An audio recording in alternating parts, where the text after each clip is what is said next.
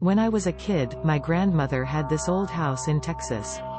I hated that house. Even as a kid I could sense something was bad in it and refused to be left alone. I especially hated the pink room and preferred to sleep in a different room every time I went to visit. Anyways, one time I came to visit my grandmother and I was told the room I usually stay in was unavailable, I guess renovations? I had to sleep on the floor in the pink room while my parents slept in the bed. I couldn't sleep.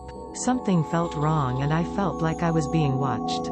As I laid on the ground, I suddenly saw two black hooded figures standing at the foot of my parents' bed. They had their arms crossed and their heads were covered with a cloak, hanging low. They stood there, not moving and not making a sound. I was scared stiff.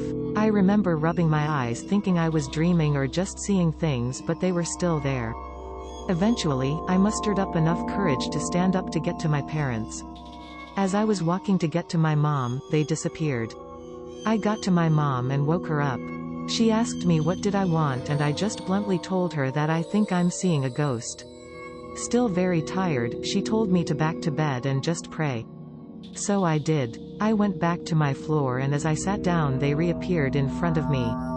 I prayed. They stayed with me the whole night. Years and years later, my brother had went to visit my grandma and told me he slept in the pink room. I asked him how was his stay and he told me he saw a black hooded figure move in the room at night. My brother isn't one to lie, so hearing him say that made me think I wasn't so crazy after all.